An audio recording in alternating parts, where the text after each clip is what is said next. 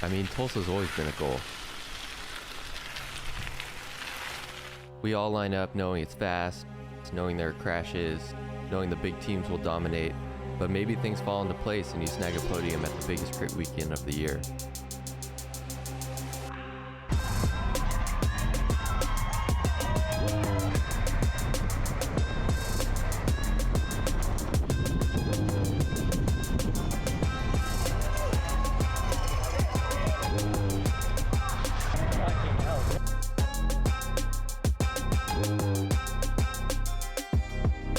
Let's talk about Tulsa.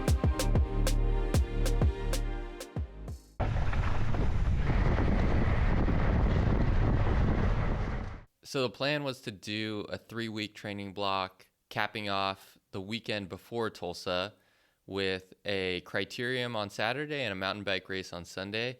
I got second in the criterium and I got second in the mountain bike race. So everything was feeling good. And then the week of Tulsa, I just tried to take it easy, did a little taper. So the one thing that I definitely did bike-wise was just I changed out all the wear parts on my bike, the chain ring. I didn't change the cassette because it was pretty new. I changed to a fresh set of Continental GP5000 tires in a 25C. I'd been running a 28 all season, but I think the pavement, from what I had heard at Tulsa, it's not the best, but it isn't the worst. And I think having the snappiness of a 25C tire would come in handy. We're going to be counting you down as we get ready to go in 5, 4, 3, 2, 1. We're on your way. All right, day one, Blue Dome Criterium. This is the fastest day. It's known for being the crashiest day. And it was the day that I definitely was most nervous for. And Tulsa, I'm sure most of you know, there is this race before the race, where you have to get to the staging corral as early as possible to get a good starting position. But you don't want to be there so early that you're sitting in the hot Oklahoma sticky weather for longer than you need to be. So I showed up with my teammate Zach about an hour early, and we got a pretty solid starting position. We were right behind the German team, which I feel like no one actually knows like the actual team of these German guys. They were racing under the DCC banner, which is a team from New York, I believe. So we were talking to them. They had some really aggressive bike setups that I thought were pretty cool. They were riding this, I guess it's like an Austrian brand. I'd never heard of it. It's called Simplon. The German national champ, the guy wearing the national champ jersey, had like a massive chainring. It must have been like a 60-tooth chainring won by.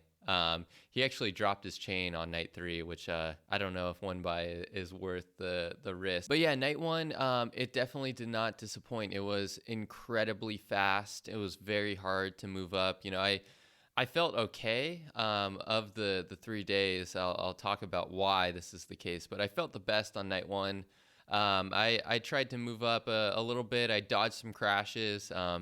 We got caught up in a crash like 5 minutes into the race and had to go to the pit, and that was very much a welcome to Tulsa thing. But yeah, I think the name of the game at Tulsa is doing your best to get up into that bubble of like 20 riders, the top 20, because once you're there, it's probably easier to hold position than anywhere else in the field.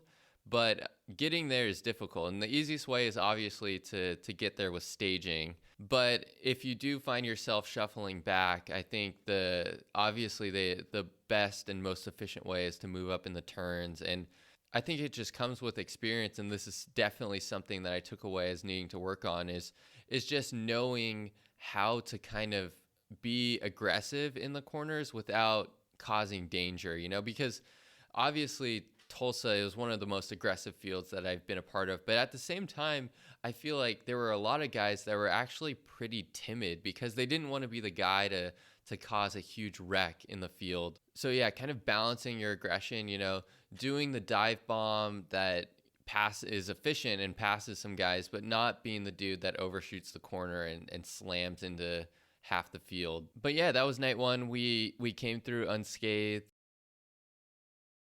Going on to day two, Saturday, I woke up feeling pretty gnarly.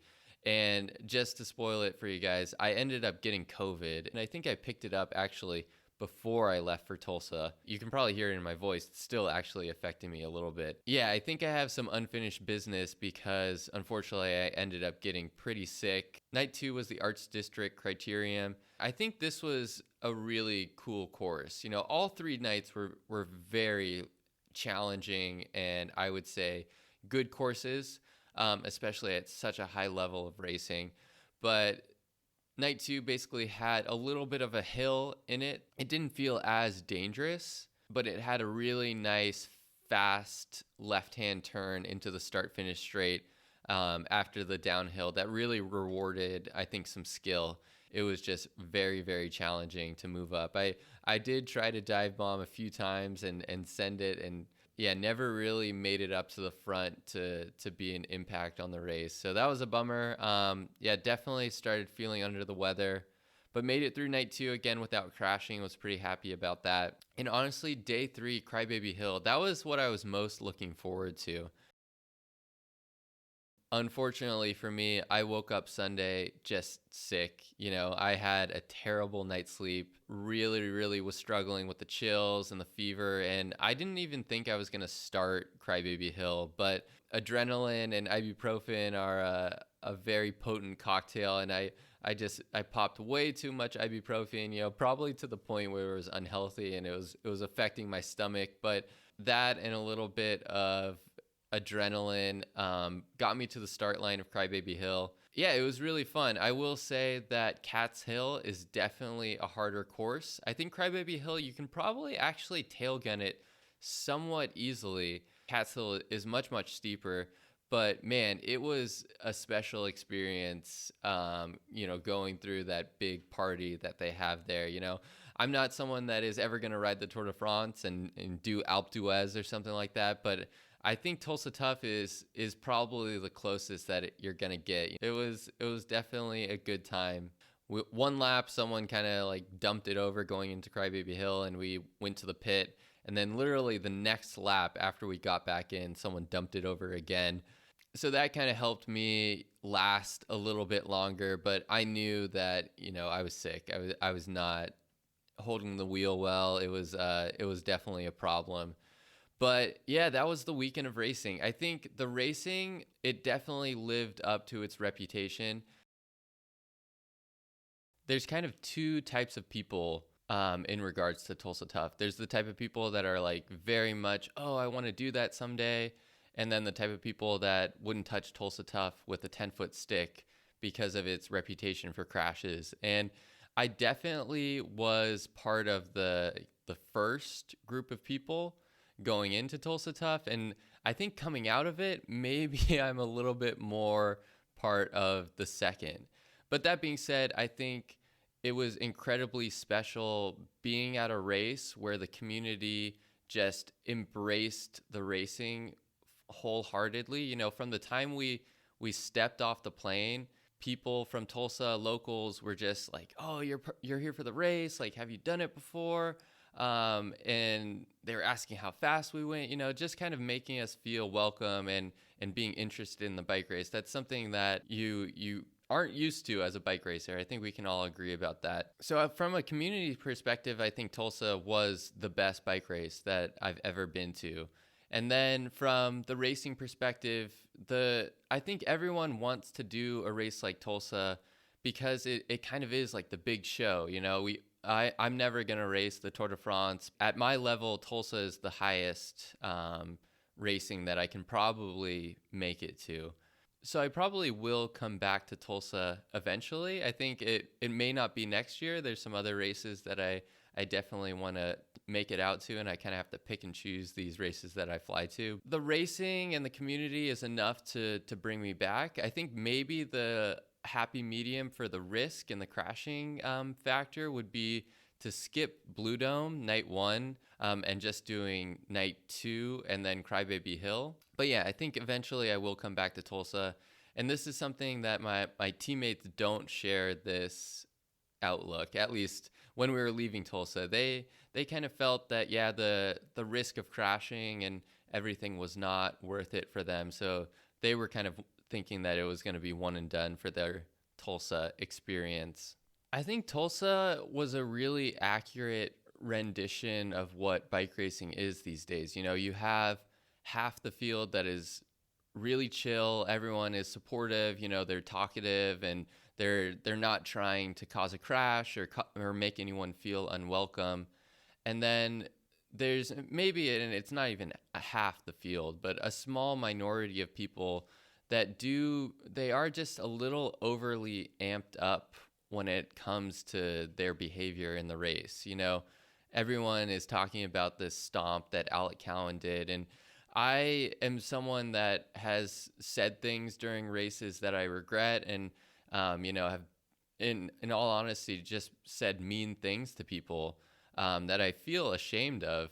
But I've never done something so blatant and so you know, over the top as stomping on someone's bike, even after a crash. You know, a crash is where your adrenaline is going to be highest and you're going to be amped up the most. But I would never think of even, you know, doing something to someone else's bike. You know, bikes are expensive and there's a respect element there. Just doing something like that can really put a bad spell on the race. And one of my teammates, Zach, who was there with me, it kind of just took his head out of the game the entire weekend. You know, he got yelled at by Alec quite egregiously. He just was questioning, like, why should I even do this if, you know, guys are just going to be screaming at me? It's no fun. And I totally agree with that.